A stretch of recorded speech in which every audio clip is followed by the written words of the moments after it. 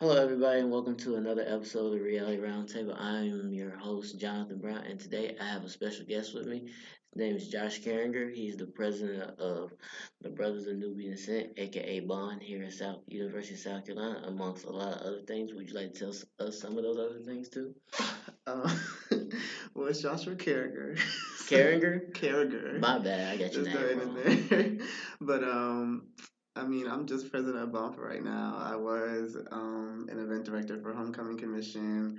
I'm also a map mentor for OMSA, and I was a peer leader for University 101. But yeah. Looks like you stay busy. Yeah, I sure do. And on top of that, I'm still a student. So Hey, at least you balance it all. by the grace of God, yes. Okay, and today's topic is we're going to talk about a retreat that me, Josh, and 12 other guys were lucky enough to go on a little over a week ago. And during that retreat, we were able to not only just bond together as black men, we were also able to attend sessions put on by older gentlemen, and they were able to give us life lessons that we will need to go through as just as regular people. What did you take away from and Josh? What did you take away from the retreat? Being a black man is tough, but we're gonna make it through. Because there was a lot of things that were said, and like a lot of activities that we did that relates to real life or it happens in real life. So, and all those men have been through that. So, just taking away that like we're gonna go through things, but at the end of the day, like it's gonna be okay. Like, what was your favorite session from the retreat? Um, that's a little tough because the money activity was fun, but then I like the mental health sessions because that's not talked about a lot in our community.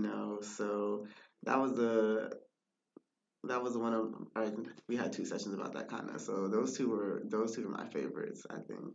You mean like the one with Dr. Wells? And Yes. who the other one with? Some man from Allen or from Benedict, one of those. Oh, Those okay. people. Sorry, might not be either one of those, but I think the one with Dr. Wells where he did talk about mental health. I think that one was my favorite because mm, I feel like during that one, like he challenged us. Like no, not necessarily us, but I'm speaking for myself. He really just challenged me on like the way to think about like how to go about the whole mental health thing because he talked about like we when it comes to like us, we don't really have like a language for our support system to let them know that we're not doing well and that we need to just develop that and also that we don't need like sometimes when it comes to somebody earning your trust you just gotta go out on a limb and just give them the benefit of the doubt instead of just waiting to have them like build up your trust because that may never come. mm, I mean, also along with that, when he talked about imposter syndrome, like I personally, Oh, Dr. Thompson. yes. Oh wait, so it's a different Yeah, Dr. Thompson person. talked about imposter syndrome. LOL. Okay, well, I didn't know the other one's name. So, but yeah, Dr. Thompson, with him, he was talking about imposter syndrome, and I think I personally suffer for that because I don't think that I'm good enough at times. But reality fact is, I am, and I get things done. So, but Dr. Wells was good too. I mean, yeah, you still have to do the work to get here, whether you think you're good enough or not. The Right. fact is, you're here, and there's a lot of opportunities that you can take advantage of while being here, whether you feel like you're good enough or not. But also, like when we got, like the day we got there, like we went to their cafeteria, and it kind of felt like we was in high school. It felt like I was in high school again in that cafeteria, the way it was. Yeah. I'm not gonna lie, the food slap now. Like, don't play, but it did feel like we was in high school, and I think that was like a cool experience to go through. And then like after we got done eating, we had this one session with Charles, and where like we had to fall. Like he picked like I think 3 or 4 people to fall, and they could fall in any direction. And then like the people around him had to catch him, and he picked my cousin Joseph from my group, and Joseph was falling like either which way, like literally. And then like there were times where he made us like the times he made us back up and back up to make it harder for us when they did fall. And then like when that happened, like Joseph fell one time because like we didn't know where he was going. Yeah. So what did you think of that activity? That was a little tough for me because I'm the like smallest person I think that was in that Mm-hmm. room. Which for me when it was my turn for him to fall towards me, everybody was like, "Watch out," because Josh is in front of you. Um, but I mean, it does make you realize that you got to be aware of your surroundings and be prepared for the best and worst because you never know what can happen. So you know.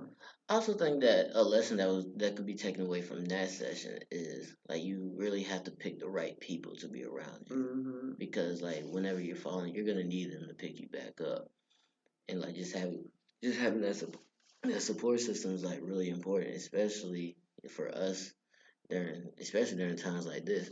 But also like there was another session. It was a session the very next day with God, I forgot what his name was. Mr. Wade. Oh, I Yeah, we had a session with Mr. see. Wade, and he talked about like how how to like approach how like to approach an interview and whatnot, like how to just really be a professional. And like one thing he had said that really like stood out to all of us was he said to be prepared for the opportunity of a lifetime. I think And that was the other one.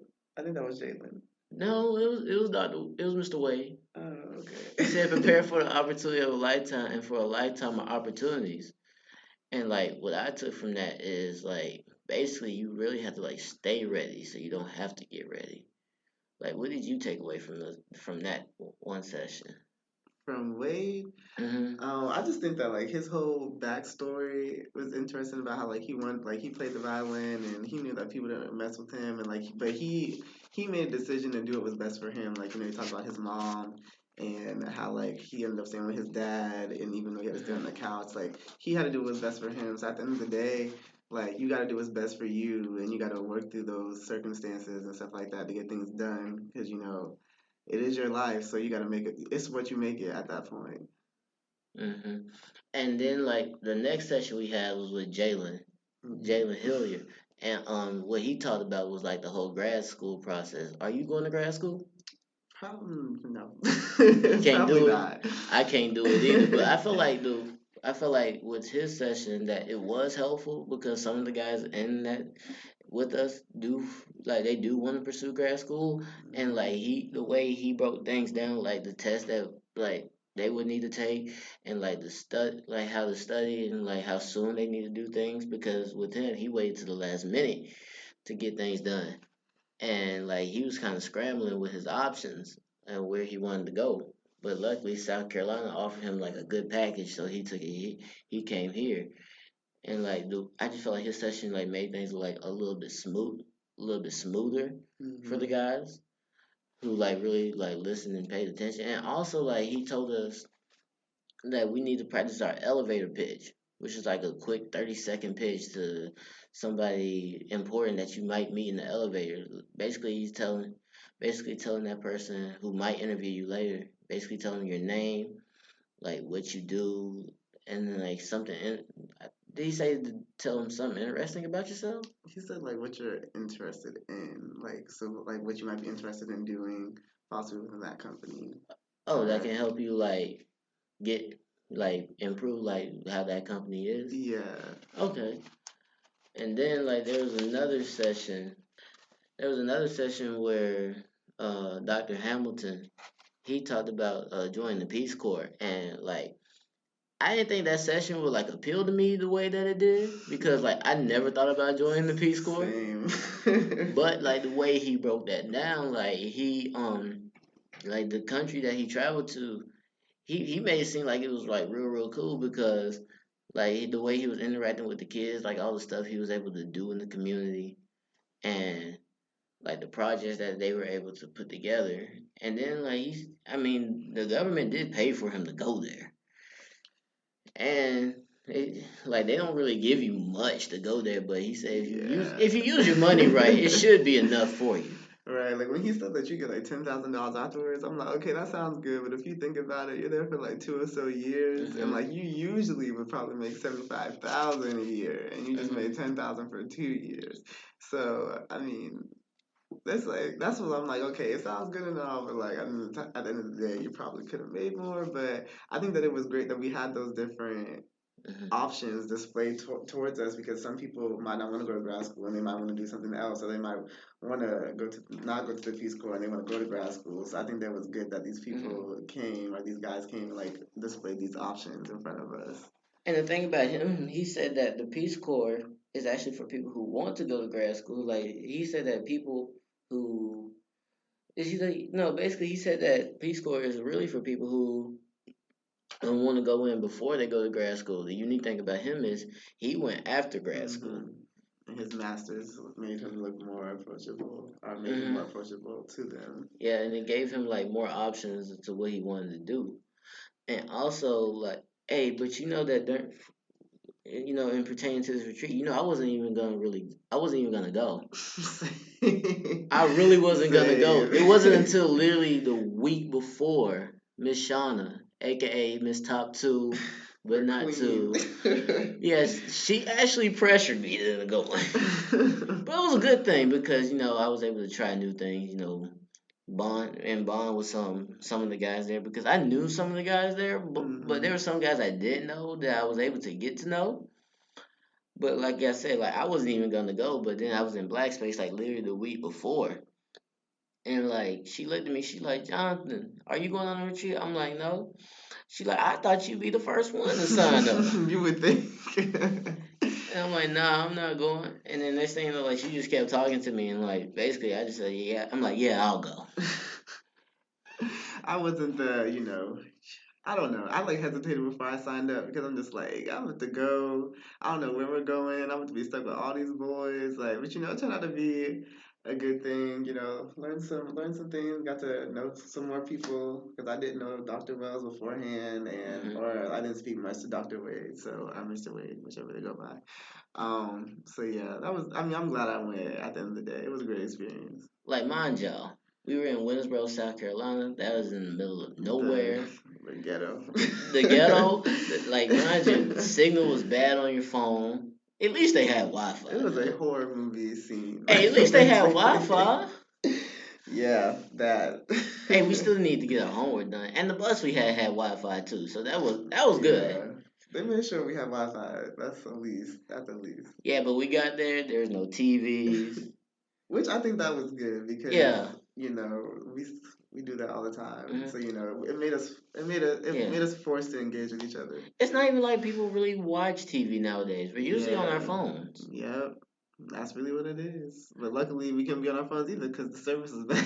So. Oh no, you could be on your phone, but it's just that during the sessions, like you just really wanted to pay attention, and like so that really like limited your phone use because you really wanted to catch everything that the men during the sessions were presenting to us. hmm And besides the sessions that we did, we also like we did karaoke, we played games.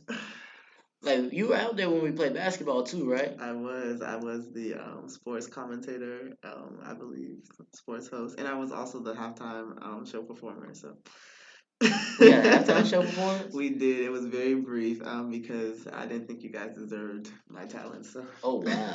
No, I think this was during the first game. I was in my room during that time. I wasn't out there yet. Oh, you did like disappear. So wow. Nah, I needed a quick nap. Like I was tired. Yeah. I was struggling through those sessions to stay awake. But Yeah. once I got that quick nap, I was rejuvenated. But nah, like then next thing you know, like I came out there and it was like the first game was already in session. And the next thing you know, I said I got next. Oh, you did come. Okay, I yeah, did come yeah. and You play. missed. Yeah, okay.